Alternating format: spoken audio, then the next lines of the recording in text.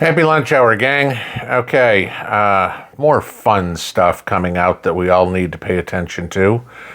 It's starting to be reminiscent of January 2020 again. Most of you guys probably have heard about the 4 plagues that are supposed to be rolled out to the United States on January 20th, right? Isn't that amazing how they can time a plague down to the day? And it just so happens to be the same day that political parties switch in the White House and in Congress. Amazing. You might have seen the stories about China that are having all sorts of problems with disease running rampant in the country. And, oh my God, everybody's got to mask up again and do all this sort of stuff, right? Yeah. People are dying left and right in China. Gee, I don't know. Anybody check to see where Fauci's been lately? I wonder if he's still got all those investments in Wuhan. Yeah. Well, the panic is being set for us again. No question.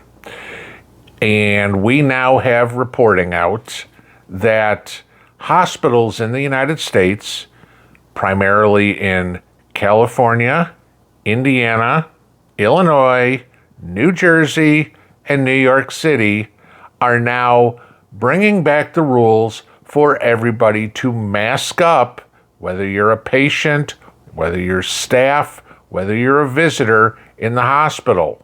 Because, oh my God, we're having flu season again, and people are getting sick, people are hospitalized, people are dying. You know what? It's freaking January. The flu happens every winter. There's nothing we can do about it because as much as the CDC is out there pushing the arm ticket for the flu, you need to go get it again, right? May I remind everybody, the vaccine that they are giving you prevents last year's strain and doesn't do squat on this year's. There may be some similarities after all, because it's still the same type of virus, but it mutates every year and it's slightly different.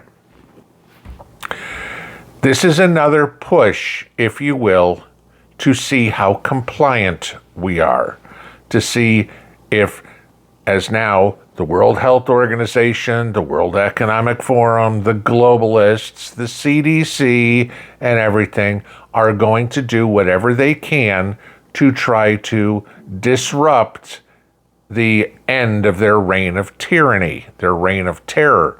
Oh my God, the people aren't following. They don't want globalism. They don't want to give us all their money. They don't want to make us rich. No, we need to do something to tamp down the peasants again, and we need to make sure that they fall into line and do our bidding, right? Okay. This is exactly what we've got going on. When they're talking about making us mask up again, y'all remember how foolish it was last time. And I will say this, and I'm not going to delve into this too deeply, okay? But y'all remember people, I've got to wear a mask. So they go into Walmart, they take the mask out of the glove box, they go in, put it over their face, they touch a million things in the store that other people have touched, okay? They take the mask off, they put it back in the glove box, and drive home.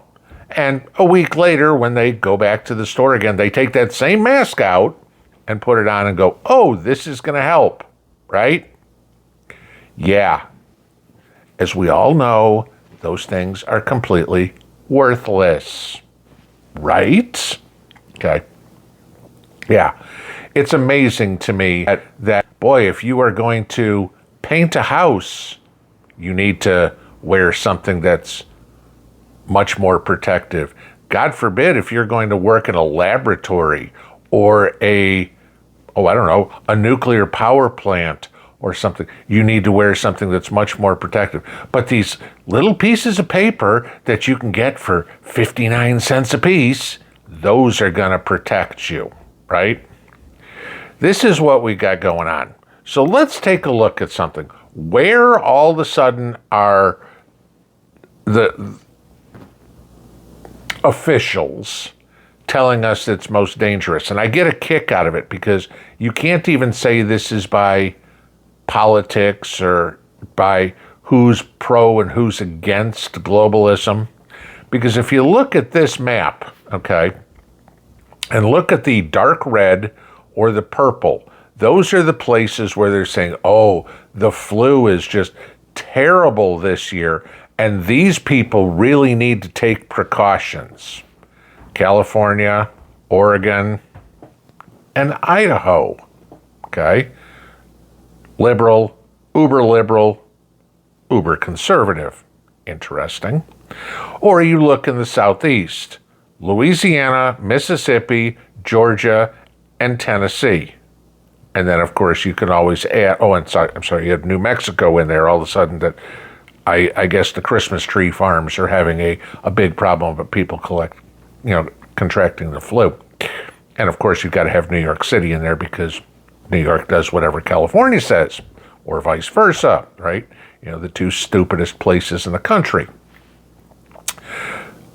Believe me, just look at who they elect as politicians, okay?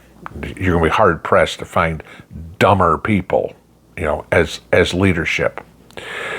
But it's funny that they bring the Southeast in there. Oh, hey, you know what? We'll get all those rednecks and those hillbillies. They'll just do whatever we say. Nah. Here's the difference. Those people who live down in the Southeast, they ain't sheep. You may consider them backwards because, they don't have a degree in cybersecurity or international business or something. Yeah, you know what? Those people have a tendency to have longer lifespans than a lot of people in the rest of the country because they know how to do things on their own and they know how to separate the bullshit from the facts. I'll say this. Tennessee, supposedly one of the worst places. In the last 3 years, I think I've seen 2 people who put a face diaper on. And I laughed at both of them, okay? One of them, of course, was driving their car, so you still have those people that, oh my God, I've got to believe everything the government tells me. Just because the state is very red doesn't mean that we still don't have our fair share of idiotic liberals, okay, that believe whatever they're told. Bah, right? But just as a warning, this is just how it happened 4 years ago. It started out small, and then it blew into something crazy. And you can bet that within a month or so, we're going to hear all the educated among us how we need to put arrows back in the aisles in the grocery store. We need to put plexiglass back up in between the cashier and the customer. Everybody better put a face diaper back on. And you know what? When that doesn't work, everybody needs to stay home so we can collapse an economy again. Because after all, it'll only take 2 weeks to flatten the curve, right? It's freaking winter. People get sick. People get colds. People catch pneumonia. People get the flu. It happens every year. It has basically since the beginning of time.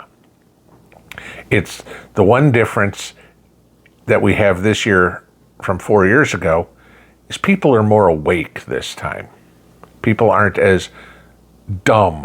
They're not going to go, whatever you say. Remember last time, they were like, oh, we needed 60%. Now we need 70. Now we need 80. Now we need 90. And it turns out that the cure was more deadly than the disease. But just be aware, they're going to try to do whatever they can to make your life miserable again. And there will be enough places and enough people that will follow along and be good little boys and girls and do whatever dear leader tells them, at least until January 20th, because I'm praying to God that the man who's about to take over leadership of the country looks right at all these morons at CDC and goes, right here, we ain't going through this again. Have a good afternoon. Pinball out.